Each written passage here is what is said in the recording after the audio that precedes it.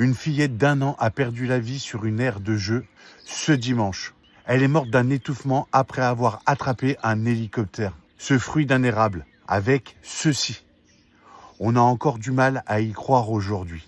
Voilà la raison pour laquelle il faut absolument se sensibiliser aux gestes de premier secours pour pouvoir sauver la vie de toute personne. Je vous rappelle, le geste qui sauve un bébé qui s'étouffe totalement.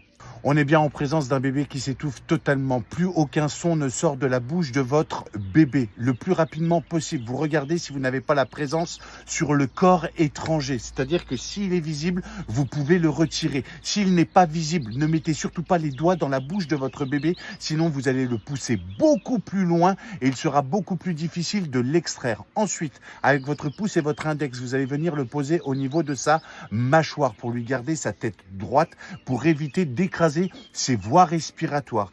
Vous le positionnerez à califourchon sur votre avant-bras pour le stabiliser. Il faut absolument que sa tête soit plus basse que ses épaules. Vous allez le poser sur votre cuisse et ensuite, grâce au talon de votre main, vous allez lui administrer des claques entre les omoplates pour le faire tousser. Et vous êtes autorisé d'en mettre de 1 à 5.